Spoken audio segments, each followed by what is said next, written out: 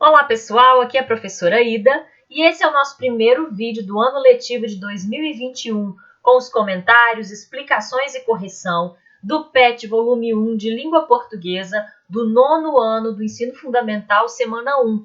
Então se esse vídeo for interessante, for útil para você, ative o sininho de notificações, se inscreva no canal para que você possa acompanhar todos os outros vídeos que a gente for postando aqui, ok?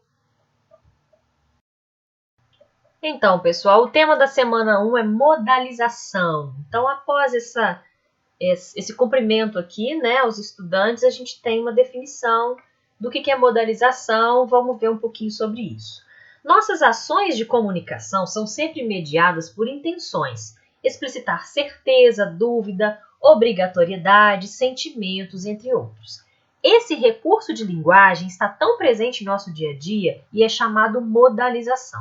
Os modalizadores são encarregados de evidenciar o ponto de vista assumido pelo falante e assegurar o modo como ele elabora o discurso. Assim, diferentes recursos linguísticos cumprem com a função de indicar o nosso ponto de vista em relação ao assunto em questão, como modos verbais, verbos auxiliares, adjetivos, advérbios, entre outros. Então, gente, de forma geral, um modalizador é uma palavra ou expressão por meio da qual o enunciador revela alguma atitude relativa ao conteúdo daquilo que ele mesmo enuncia. O que é isso? Quando nós escrevemos ou falamos sobre algum assunto, nós deixamos marcas ali no nosso texto que expressam os nossos sentimentos em relação àquilo que a gente está falando, o nosso ponto de vista, né, a nossa opinião. Então, modalizadores são essas expressões, essas palavras, esses recursos que vão deixar com que o leitor perceba um pouco da sua visão, um pouco da sua opinião a respeito daquilo que está sendo falado, mesmo que aquele não seja um texto de opinião, tá? Através de algumas marcas ali da linguagem, o leitor, o bom leitor, vai conseguir perceber isso, ok? Então é sobre isso que a gente vai estudar nessa semana. Vamos analisar aqui as questões, ok? Começa aqui com um texto que é um relato de viagem. Bonjour, l'amour. Vou ler esse relato de viagem da Marta Medeiros e em seguida nós vamos às questões. Algumas palavrinhas aqui eu já até marquei, que elas têm a ver com a questão número 1 e a questão número 2, ok? Próxima parada, Barcelona. Pegamos um voo e tudo voltou a dar certo. Estávamos em plena lua de mel. Ao aterrissar, fomos à esteira das bagagens e ficamos esperando. Esperando. E esperando estaríamos até hoje. Nada das nossas malas. Registramos o sumiço e nos despacharam para o hotel. Quando se encontrarmos, serão entregues lá. Foi o que nos disseram, em catalão. Que ótimo. Eu não tinha nenhum kit de primeiros socorros na mochila. Passamos o dia perambulando pelas ramblas com a roupa do corpo. Compramos escova de dente, pasta, desodorante e umas camisetas para quebrar o galho caso o pior acontecesse. Voltamos à tardinha para o hotel e nada ainda das malas. Antes de sair para jantar com a mesma roupa imunda, aleluia, elas chegaram. É uma experiência que nos faz avaliar o que realmente tem importância na vida. Eu não sofria pelo vestido que talvez nunca mais visse, ou pelo sapato que havia usado uma só vez, e sim pelo sumiço de uma caderneta de anotações onde já havia registrado boa parte da viagem, e lamentava nunca mais colocar no dedo um anel pelo qual o joalheiro nenhum daria um centavo, mas que para mim valia como se fosse um diamante da Tiffany. O anel havia sido da minha avó, mas recuperei não só vestidos e sapatos, como o anel, a caderneta e o que mais a mala continha. Tudo parte da nossa memória afetiva, que no final das contas é o que mais tememos perder pelo caminho. Depois de curtir o que Barcelona tinha para ser curtido, fomos de trem até Montpellier, na França, e lá alugamos um carro. Finalmente, o filé mignon da viagem. Adoro percorrer estradas desconhecidas e não saber onde vou dormir à noite. Nesse primeiro dia, motorizados, saímos sem rumo e depois de muito rodar, acabamos em Ramatuelle, um lugarejo escondido e charmoso no ponto alto da Costa Azul. Percorremos até suas ruelas, tomamos vinho e tentamos encontrar uma pousadinha para ficar por lá mesmo, mas estava tudo lotado. A cidade era mínima, porém requisitada. Não nos restou outra alternativa a não ser voltar para o carro e seguir até Saint-Tropez. Vida dura. Chegamos tarde, por conta do cansaço, nos hospedamos no primeiro hotel que vimos, sem reparar que era mega luxuoso. Foi o que bastou para meu namorado se emburrar.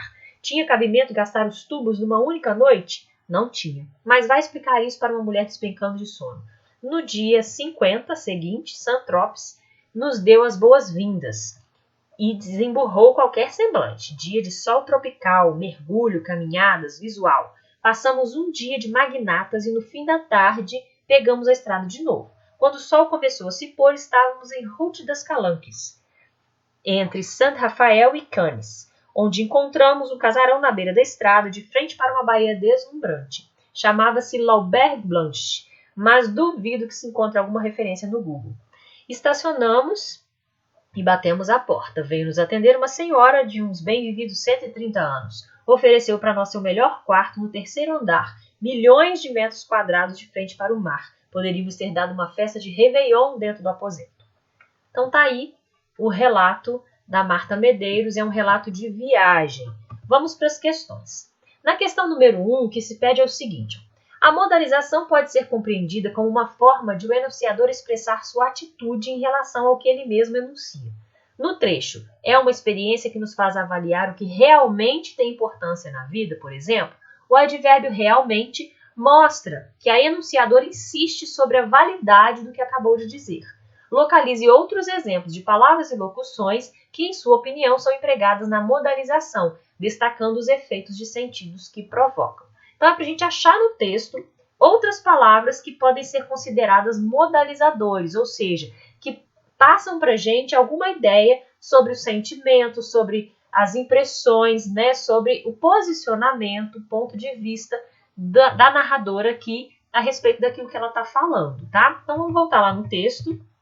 Eu marquei algumas coisas. Por exemplo, aqui, ó, se encontrarmos, esse modo subjuntivo aqui, que foi colocado na fala aqui das pessoas que estavam falando sobre a mala dela, né, indica uma incerteza deles em relação àquilo que eles estavam falando, se eles iriam encontrar ou não. Então, o modo verbal aqui indica esse posicionamento do falante. É um modalizador.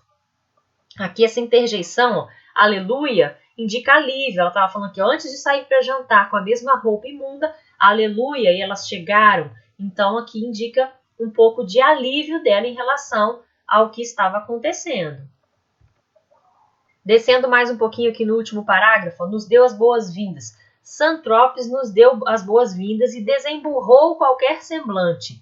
Indica o quê? Uma opinião aqui positiva sobre o lugar, uma visão positiva dela daquele lugar. Deu as boas-vindas, quer dizer, foi bom estar naquele lugar, chegar naquele lugar. E aqui quando ela fala da senhora, veio nos atender uma senhora de uns bem-vividos 130 anos. Esse bem-vivido 130 anos indica que ela era idosa, mas estava bem, saudável, feliz, etc. Então, essas são algumas das expressões que podem ser colocadas aqui no número 1. Você pode ter encontrado outras além dessas, ok? É só para exemplificar, para você conseguir fazer a questão. No número 2 diz o seguinte: os advérbios e locuções adverbiais têm papel fundamental nos relatos de viagem, pois além da modalização, essas palavras e locuções são responsáveis pela expressão das circunstâncias. Localize advérbios e locuções adverbiais no texto livre empregados para expressar circunstâncias. Então, a gente vai localizar esses advérbios e identificar quais são as circunstâncias que eles expressam. Eu já marquei aqui no texto alguns advérbios de amarelo. Olha só essa primeira frase. Ó.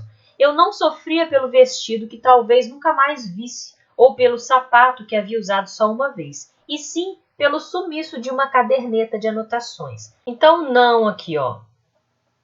Esse advérbio indica negação, né? Não sofria. O talvez indica dúvida. E o sim indica certeza, afirmação.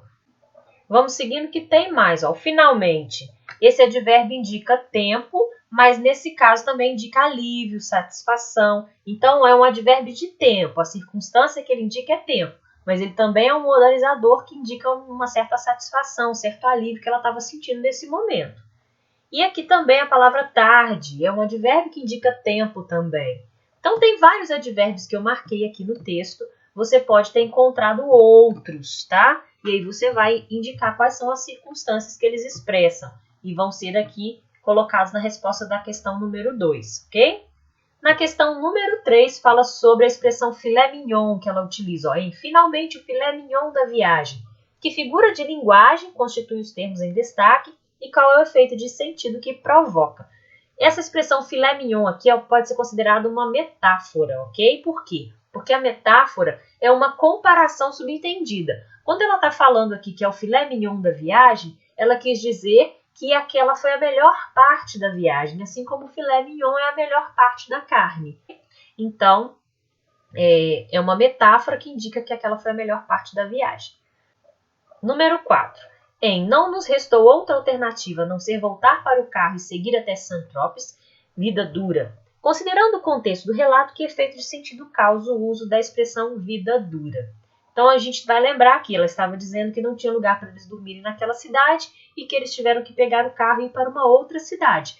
E antes, no texto, ela tinha dito que ela adora sair andando de carro, né, viajando de uma cidade para outra sem saber onde eles vão dormir. Então, esse vida dura aqui, ó, a gente pode dizer que indica uma ironia nesse contexto. Por quê? Não é vida dura coisa nenhuma, né? Expressa o sentido contrário ao que seria uma vida dura, ou seja, uma vida boa, pois eles terão que viajar para outra cidade e eles gostam de viajar e conhecer lugares novos. Então, como ela já tinha explicado anteriormente no texto que isso é algo que eles gostam, esse vida dura é irônico, é uma ironia aqui. Ela não estava achando que aquilo era algo... Porque vida dura é uma expressão que significa uma coisa difícil, né? Pesada, difícil de suportar. E aqui não era nada difícil, era algo agradável para eles, ok? Vamos então para a quinta e última questão. No trecho, veio nos atender uma senhora de uns bem-vividos 130 anos, ofereceu para nós o seu melhor quarto no terceiro andar, milhões de metros quadrados de frente para o mar. Poderíamos ter dado uma festa de Réveillon dentro do aposento. É incorreto afirmar que... Letra A. Há exagero na descrição ao falar da idade da senhora, do tamanho do quarto e ao afirmar que é possível comemorar nele o Réveillon, que de modo geral conota um evento grandioso, com muitas pessoas reunidas. Essa questão está correta, então não é ela que a gente vai marcar, que a gente está procurando a incorreta. A senhora devia ter bastante idade, o quarto deveria ser bem grande, mas não literalmente nas proporções informadas. É isso mesmo, está correto também. É claro que isso aqui é uma hipérbole, é um exagero, então não é a B também.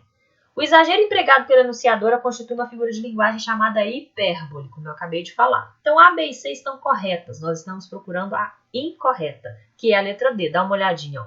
O modo como a enunciadora faz sua descrição pode ser definida como aquela que representa a realidade tal qual ela é, ou seja, sem a influência dos sentimentos ou pensamentos. Não, ela não está colocando aqui a realidade como ela é. Se ela está usando uma hipérbole, ela está exagerando. Né? Provavelmente porque ela realmente nunca tinha estado num quarto tão grande como aquele, então ela exagerou ao descrever. Então é incorreta a letra D. Até a próxima, pessoal! Se esse vídeo foi útil para você, inscreva-se no canal, curta o vídeo e compartilhe aí com seus colegas.